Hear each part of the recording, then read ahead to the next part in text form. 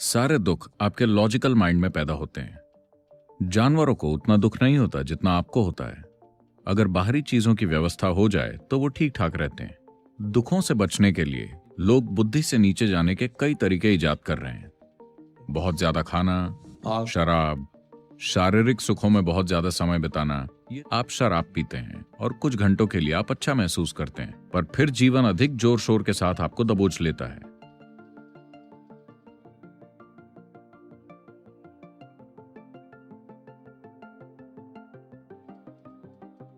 अब मैं एक सब्जेक्टिव टेक्नोलॉजी के बारे में बात कर रहा हूं। यह आपके बारे में है। यहां आप ही वो सॉफ्टवेयर हैं जिसे आप चलाने की कोशिश कर रहे हैं। मूल रूप से अगर आप खुद को देखें तो फिलहाल आप उस सॉफ्टवेयर के अनुसार काम कर रहे हैं जो आप खुद बन गए हैं। आप कैसे परिवार में पैदा हुए, कैसे माता पिता, कैसा स्कूल, कैसे दोस्त, कैसा वातावरण, कैसा धर्म, कैसा समाज, इस समय आप वैसे ही व्यक्ति हैं, है ना? तो ये सॉफ्टवेयर आपके अंदर उटपटांग तरीके से हर उस आदमी ने लिखा जिसके आप संपर्क में आए। इसे ट्रेन्ड प्रोफेशनल ने नहीं लिखा। हर वो इंसान जो आपसे मिला उसने इसमें कुछ डाल दिया। आप जहां भी गए किसी ने आपके सर में कुछ भर दिया। आपके पास कोई चॉइस नहीं थी कि कहां से लें और कहां से न लें। अगर आप कहें मुझे ये इंसान पसंद नहीं है, मुझे इससे कुछ नहीं लेना, तो आप दूसरों के मुकाबले उससे कहीं ज्यादा लेंगे। ये इसी तरह है। तो फिलहाल जिस तरह से आप सोचते हैं, महसूस करते हैं, समझते हैं और अपने जीवन में कोई काम करते हैं, वो आपके सॉफ्टवेयर के अनुसार है ना?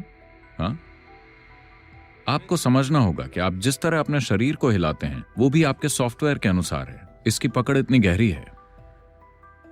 अगर कोई ऐसा व्यक्ति जिसे आप अच्छे से जानते हो, आपका करीबी परिचित, वो 1 मील दूर चल रहा है, आप उसका चेहरा नहीं देख सकते, लेकिन सिर्फ उसके हिलने के तरीके से आप जानते हैं कि वो ये व्यक्ति है ना? क्योंकि उसके शरीर के हिलने का तरीका वो सिर्फ वैसे ही हिलाता है जैसे उसका सॉफ्टवेयर लिखा गया है। But this software was written unconsciously. लेकिन ये सॉफ्टवेयर अचेतन अवस्था में लिखा गया था। अब अगर हम थोड़ी आजादी चाहते हैं, अगर हम थोड़ा रूपांतरण चाहते हैं, तो हमें आपके और आपके सॉफ्टवेयर के बीच थोड़ी दूरी पैदा करनी होगी। अगर आपने गहरी पहचान बना ली है तो आप उसी में खो गए हैं और वही बन गए हैं। अब आपको थोड़ी दूरी पैदा करनी है। आपने बुद्ध शब्द के बारे में सुना है?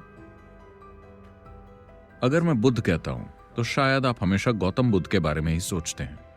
गौतम अकेले बुद्ध नहीं है, यह उनका नाम नहीं है। वो बुद्ध बन गए थे। ऐसे हजारों बुद्ध हो चुके हैं और आज भी हैं।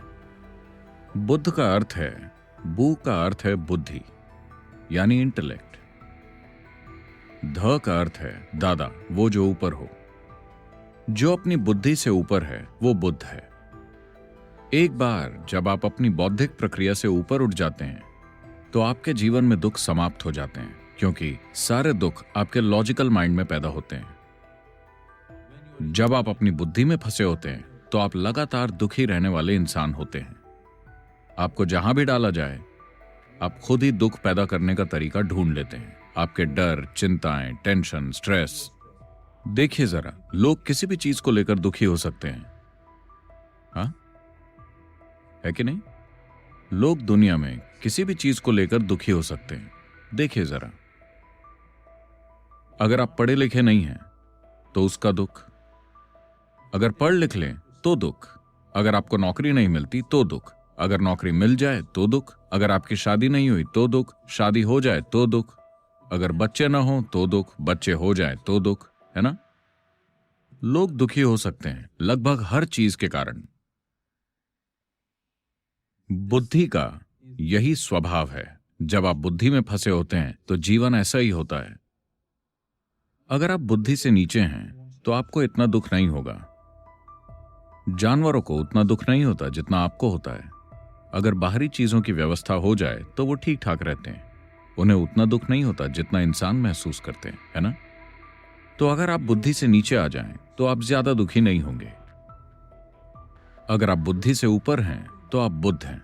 अगर आप बुद्धि से नीचे हैं तो शायद हम आपको बुद्धू कह सकते हैं। अगर आप बुद्धि में फंसे हैं तो लगातार दुख। तो दुखों से बचने के लिए लोग बुद्धि से नीचे जाने के कई तरीके इजाद कर रहे हैं। बहुत ज्यादा खाना, शराब, शारीरिक सुखों में बहुत ज्यादा समय बिताना, ये सभी वो तरीके हैं जिनसे आप अपनी बुद्धि की यातना से कुछ देर बचने की कोशिश कर रहे हैं।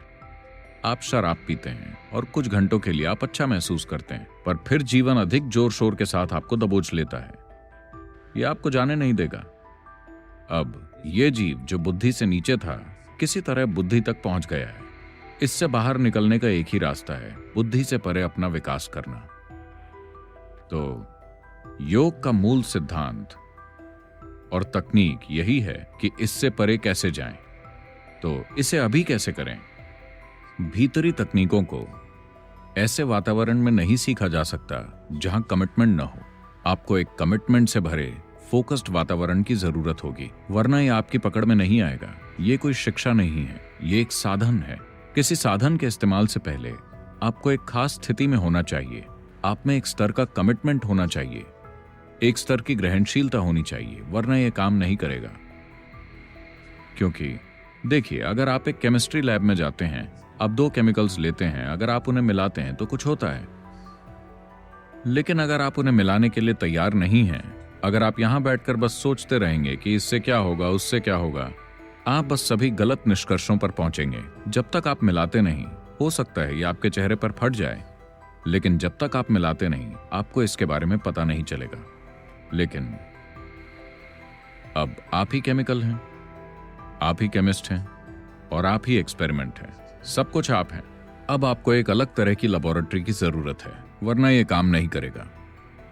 अगर ये बाहरी होता तो हम सिर्फ एक किताब लिखकर आपको दे सकते थे, लेकिन चूंकि ये भीतरी है, हमें आपको स्टेप बाय स्टेप ले जाना होगा, क्योंकि ये बोध और अनुभव का एक पूरी तरह से अलग आयाम है। लेकिन क्या ये मेरे लिए संभव है? ये हर इंसान के लिए संभव है। अंदरूनी तौर पर हम सभी समान रूप से सक्षम हैं। हम अलग अलग तरीकों से सक्षम नहीं हैं। हम सभी में खुश होने की क्षमता है ना? हाँ?